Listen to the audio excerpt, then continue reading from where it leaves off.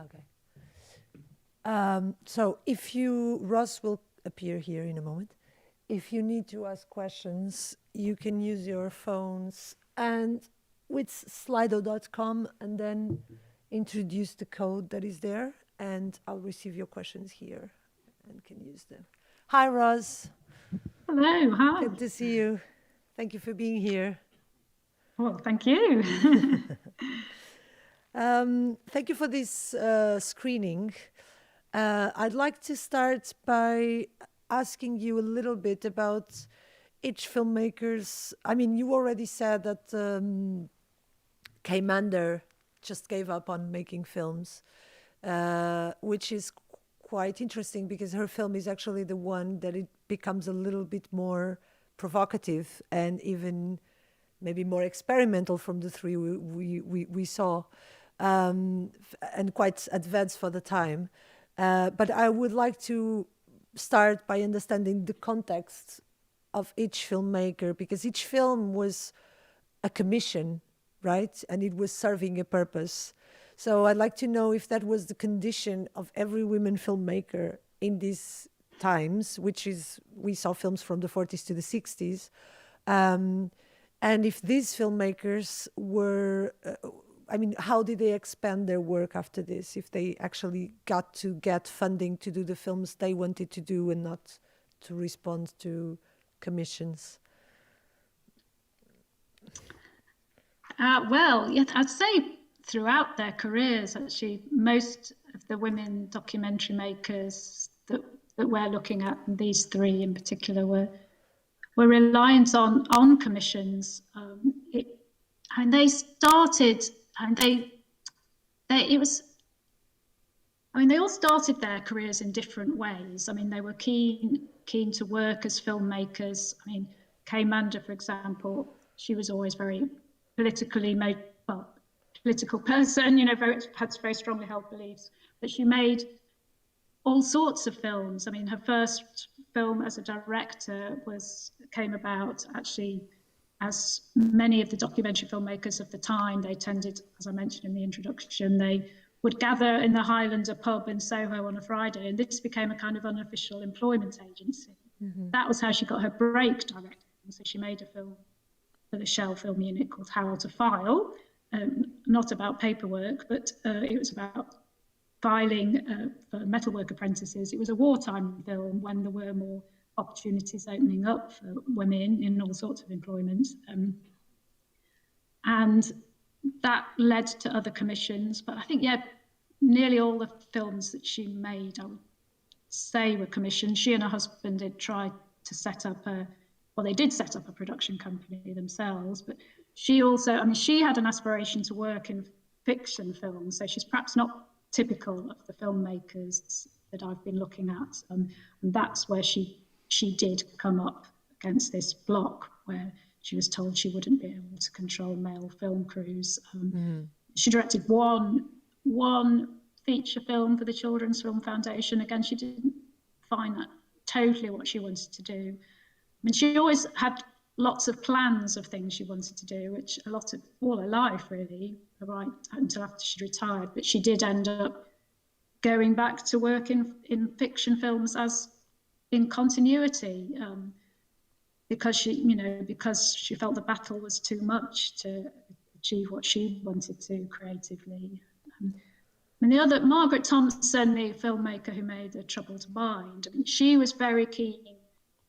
Of the filmmakers, she was keen to work in a particular subject area. So her subject, she trained as a zoologist, and she actually wanted to work as a zoology teacher, but then discovered she didn't like teaching at all.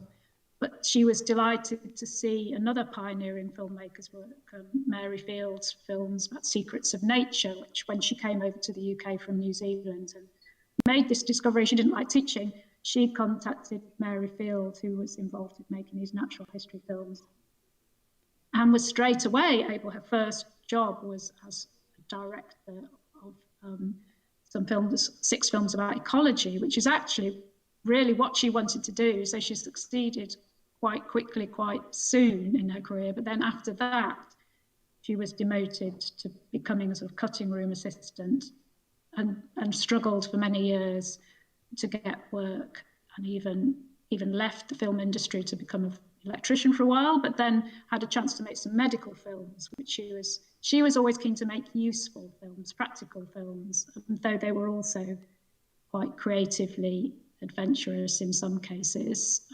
The ones we've seen today, I would say, perhaps not typical of her films. And Sarah Erlker, again, all through her career, she was very aware. She had a compulsion to make documentaries. She loved, all through her career, she never wanted to do anything else. And one of the things both her and Margaret Thompson said is they did like the opportunity to learn about something new in order to make films about them. But I'd say, all through their career, they were quite precarious. They all had long spells as freelancers. In some cases, like Sarah Erlker lost her job because of getting married. But so it was always, they were always looking for the next commission. And as their reputations developed, they had more control to a degree about the work they accepted. But some filmmakers would choose to set up their own production companies to give themselves perhaps more agency. Margaret Thompson and Kay Mander both set up production companies with their husbands, and neither of them were particularly keen. They didn't like the business side of it. And Sarah Erlker decided, she also married a filmmaker, and they did not want to set up a production company, again, because of the sort of administrative burdens, I think. So I'm not sure if I digressed a bit there, sorry. Sorry. I have two questions from the audience. One is, why did you choose to program these three films together? So basically, why these were the first three films to be restored? Because that's how they got together. But why did you pick? I would expand and say, why did you pick these particular films? Well, there are 10 films being digitally restored, and in a sense, it's kind of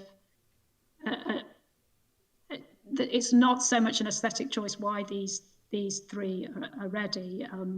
But I do think they're quite. I like the way they exemplify the sheer range of films and subject matters and styles that were possible in documentary filmmaking, at this time. So I'm not sure that it totally answers the question. It's a combination of circumstance and choice why the three are together. Really. And the other question is, where would these films typically have been shown?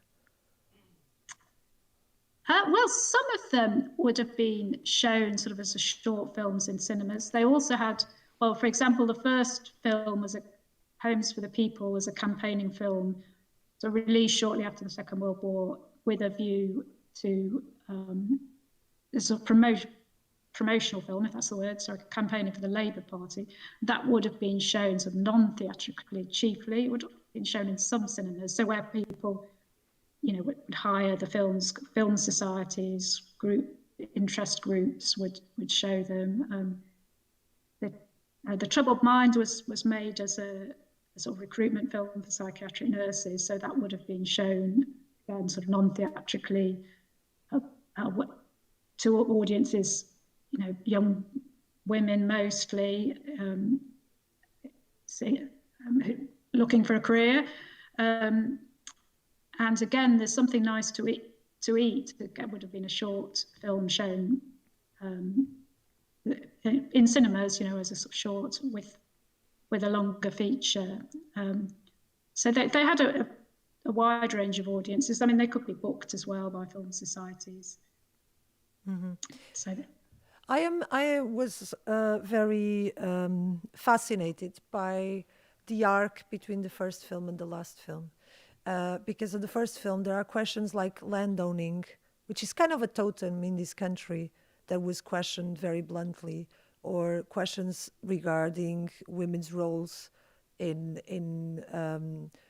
struggle for progress, and men's roles in solidarity in these struggles and as a voice in these struggles. And even the language and the formal language and the kind of experimentation with storytelling was quite interesting in terms of scale, in terms of how the voices and the conversations were coming, etc., and the music. To the last film, where we do see a quite interesting formal approach, but I mean, it's a quite sexist film, like deeply, deeply sexist film. And it's 67. There were many feminist filmmakers existing in that time, doing documentaries across the world. So I would like to ask you, in the history of British feminine documentary, what happened between 1945 and 1967 that's there's something here, and maybe it's just because these films were put together and it's just a specific narrow perspective, or is there something to be talked about?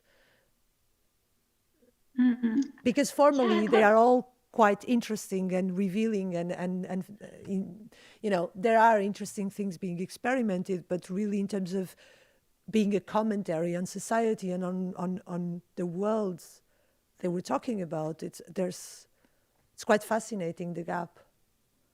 Yeah, well, it's interesting. I always think the 60s, I mean, I know in some ways eyes were being opened and barriers broken down, but I also think was some of the freedoms were also very sexist too. The attitude, the liberation, in some ways was more for men, I think. But yeah, going back, I mean, to the 40s when, Kate Miranda was making Home to the People. I mean, she was a member of the Communist Party for a while. She, in terms of women in the workplace, or her workplace as a filmmaker, I mean, she felt, well, she seemed to be conflicted herself in that she often thought she was judged just for her skills as a filmmaker, and she didn't like to be called a woman filmmaker. But then, of course, ultimately wasn't able to pursue a career in feature film solely because she was a woman. But then, I mean, through to the 60s, even then, I think it was still very constrained for women filmmakers. I mean, most of them gave up, well, were pressurized or chose to give up work when they married and or had children. And there were always inventive stylistically when you say about changes of styles. I mean, I think some of the earlier ones were women directors were very pioneering and inventive cinematically. I mean, it's always been an evolving form, but I'm not sure if that's quite what you were asking, perhaps. Sure. I was just curious about the institutional side of it. So, of course, there was, I mean, in the 60s, it's interesting to see this film, and that's why I was asking you if there were other films that were funded by, institutions that were not necessarily a company or a party, and that would allow for these filmmakers to experiment without these sorts of constraints. But maybe we can jump to the other question, which is why is BFI now taking this story back and digging into this story and restoring these films? What is the purpose in terms of giving visibility to these women pioneers, but also how does BFI look at its own history as an institution, as a funding institution? Is it something that is in this conversation? Well, yeah, that's a good point. I mean, I work in the archive of the BFI, but of course, the other parts of the BFI has its film funds that has always funded films for many decades as well. And I mean, at the moment, in terms of its, been looking at itself for a few years, for example, and now in its, diversity standards for funding films, making awards to filmmakers now are contingent on them ensuring that their sort of film crews, are more representative of the population as a whole, and is historically the case in the film industry. But on me working in the archive at the BFI, we have a vast collection of hundreds of thousands of films. And it does tend to be the same ones that are often requested, I suppose the canon. That's simplified to an extent, but we have huge collections that are less well known, that we've been trying to make available in various ways. So, for example, through the Britain on Film project, there's lots of short non-fiction films, which are often a way for a more diverse array of people to get into the film industry. So there are more of those that are made by women, and all sorts of groups, community filmmaker groups, workshops, that we're seeking to make available. So, and in terms of the women's histories, some of them were so hidden. I'm also interested in the way film credits worked, and some of them didn't get, even though they're credited on the film, not that they weren't, that didn't necessarily get through. There's one occasion, one of the films I was looking at by a filmmaker called Marion Grierson, sister of John Grierson, father of documentary, often referred to. She was a highly accomplished filmmaker, made a film that was, she had the main credit, big letters on the film, and then underneath it said, assistant Alex Shaw, who's Alexander Shaw, and he was credited in Monthly Film Bulletin as the director, and then in all the other journals. And then these kind of errors get magnified or replicated. And so they were just once you start to look, you can see all sorts of stories there that it's, and we've actually been, me and a former colleague have been interested in this for some years. So it's taken, quite a while as kind of getting funding for the restorations, which is, of course, not a cheap process. So it's been some years in the making, but we are, we're always trying to make available less familiar areas of the archives collections. I have another question. Can you introduce anything of the other filmmakers who will be featured in this series, either those with films restored or more contemporary? Well, there's 10 filmmakers that we're digitally restoring. So there's one, for example, Mary Field, I think I mentioned earlier, who made pioneering natural history films. I'm surprised she's not better known, really. She's a producer, director, very influential woman in the film industry. We're restoring one of her films called King Penguins. They covered all sorts of topics from her natural history films, from it's quite a frightening film about a dandelion, the power of dandelions in the garden. And we're also through to perhaps some are a bit more well-known, perhaps there's a film by Jill Craigie, called Children of the Ruins, that we're digitally restoring. And this really struck a resonance with me for the film For Summer. It's about the life of a child post-war or in the midst of all the destruction of wartime. And we are looking to work with contemporary documentary filmmakers and hope to try and link them up to speak to how some of these films, how they resonate with their work, and how they think, how they respond to them, and how perhaps how the challenges that some of these earlier filmmakers faced, to what extent they chime with their own career challenges. And there's another filmmaker called Budge Cooper, who worked underground in the filming in the coal mines. And again, she sort of took the coal board to court. But they didn't want to let her film Woman Down Underground to film, as she did. She won her case. There's lots of fascinating stories, as well as the fascinating films themselves. So we're looking. They're in the process of being digitally restored. Even the ones you see today, they look pretty good. But I think my colleagues feel they're still work in progress. And we'll be making those available in spring next year, and hoping to link that with all sorts of events, both sort of online, in person around the country, and be releasing DVD as well. And what will be the time range of these films? So what will be the eldest film and the most recent film that will be restoring?